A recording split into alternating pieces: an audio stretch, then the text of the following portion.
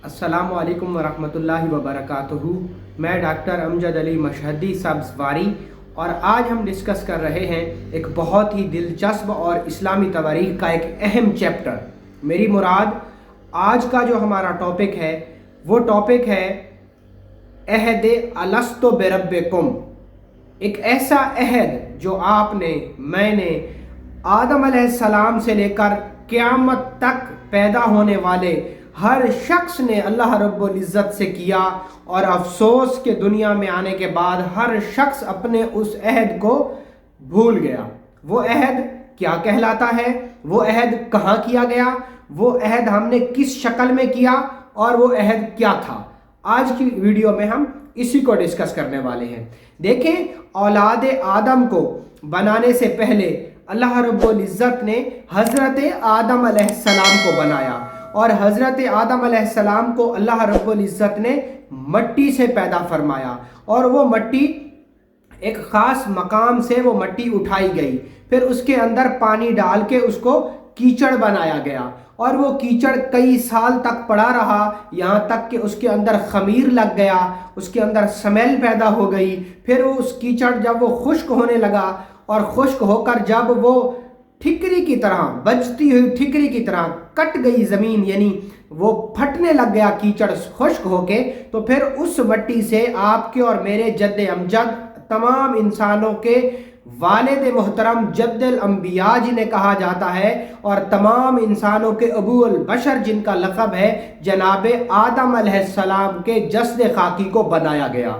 अल्लाह रब्बुल इज़्ज़त ने हज़रत आदम अलैहिस्सलाम के जिस्म को बनाने के बाद, जब अल्लाह रब्बुल इज़्ज़त ने अपनी दस्ते कुदरत कामला के तहत उसके जिस्म के अंदर रूह को फूंका, तो हज़रत आदम अलैहिस्सलाम ने अपनी आँखें खोली, और हज़रत आदम अलैहिस्सलाम जब अपनी आँखें उन्होंने खोली तो अल्लाह रब्बुल इज़्ज़त ने उनसे फरमाया कि ए आदम, जाओ और फरिश्तों से बातचीत करो। हज़रत आदम अलैहिस्सलाम अपने उस वजूद के साथ जब खड़े हुए और जाकर फरिश्तों की एक मखसूस जमात के साथ आपने जब सलाम किया उनको, तो उन्होंने वालेकुमुस्सलाम कहा। उसके बाद अल्लाह रब्बुल इज़्ज़त ने इरशाद फरमाया कि ए आदम, तुम्हारी औलाद के लिए अब मिलने जुलने का यही तरीक रहेगा। जब औलाद आदम की बात आई तो हज़रत आदम अलैहिस्सलाम ने अल्लाह रब्बुल इज़्ज़त से सवाल किया कि ए मालिक लम यज़ल, मेरी औलाद से क्या मुराद है। तो अल्लाह रब्बुल इज़्ज़त ने अपनी दस्ते कुदरत को हज़रत आदम अलैहिस्सलाम की पुश्त पर रखा, तो आदम अलैहिस्सलाम की पुश्त से नेक अरवाहें, औलाद आदम की नेक रूहें ज़ाहिर हुईं। उनको देखकर हज़रत आदम अलैहिस्सलाम ने इरशाद फरमाया कि ए मेरे मालिक, ये कौन लोग हैं। तो उस वक्त अल्लाह रब्बुल इज़्ज़त ने हज़रत आदम अलैहिस्सलाम से फरमाया कि ये तुम्हारी औलाद की रूहें हैं, जो कि जन्नती रूहें हैं, जिनके लिए मैंने जन्नत को बनाया है, और ये जन्नती काम करेंगे। उसके बाद हज़रत आदम अलैहिस्सलाम की पुश्त पर अल्लाह रब्बुल इज़्ज़त ने दोबारा अपना दस्ते कुदरत रखा, तो उससे फिर दूसरी रूहें ज़ाहिर हुईं। उन रूहों को देखकर हज़रत आदम अलैहिस्सलाम ने पूछा कि ए मेरे मालिक, ये कौन से लोग हैं। तो अल्लाह रब्बुल इज़्ज़त ने इरशाद फरमाया कि ये तेरी औलाद के जहन्नमी लोगों की रूहें हैं। तो हज़रत आदम अलैहिस्सलाम ने जब उनको देखा तो वो जज़ाइम और बर्स के मर्ज में मुब्तला थे, और वो अंधे गूंगे बहरे हो चुके थे, और उनके जिस्म में तरह तरह की मर्ज़ें थी, और वो पूरे के पूरे कतार की शक्ल में खड़े थे, और हर शख्स के माथे के ऊपर, हर शख्स की पेशानी के ऊपर उसकी उम्र लिखी हुई थी। हज़रत आदम अलैहिस्सलाम ने जब ये मंजर देखा तो हज़रत आदम अलैहिस्सलाम बेहद परेशान हुए।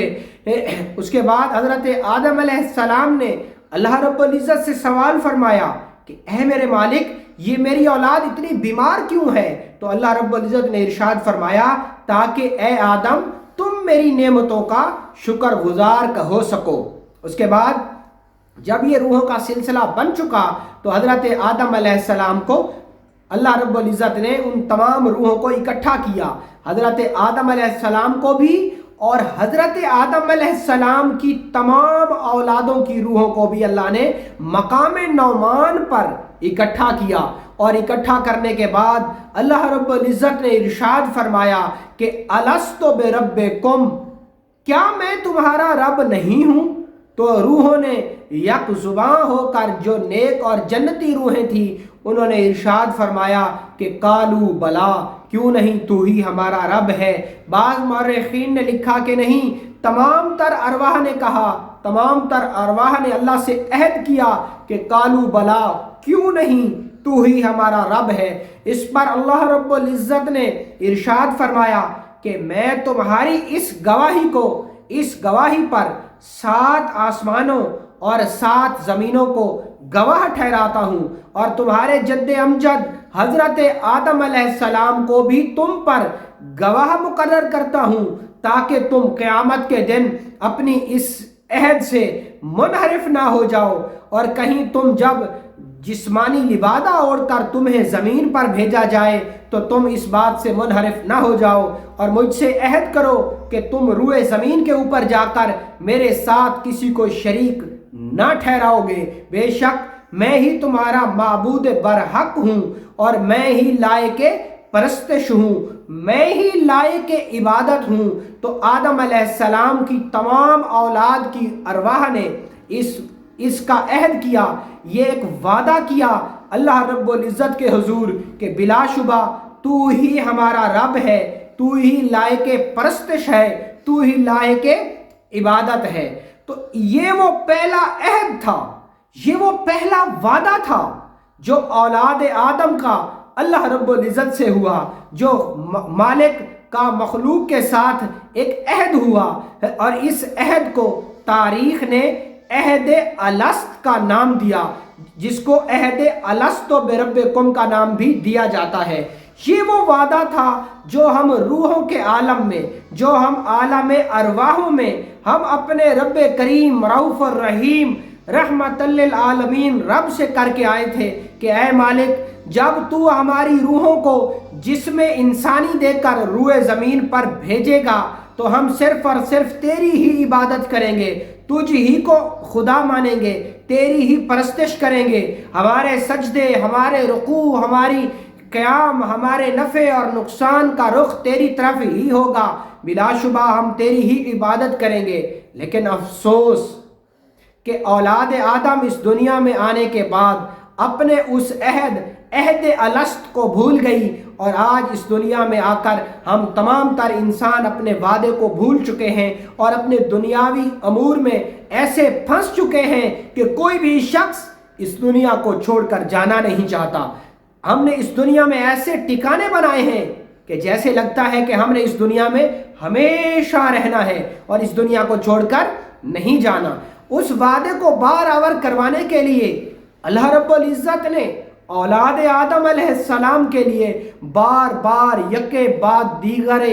انبیاء علیہ السلام کو بھیجا، اپنی کتابوں کو بھیجا، تاکہ تمہیں وہ وعدہ یاد دلایا جائے کہ جو تم اللہ سے کر کے آئے تھے۔ دعا ہے اللہ رب العزت سے کہ اللہ رب العزت اولاد آدم کو استقامت اور سیدھی راہ پر چلنے کی توفیق دے، اور عہد الست کی پاسداری کرنے کی توفیق عطا فرمائے۔ بہت شکریہ۔ السلام علیکم۔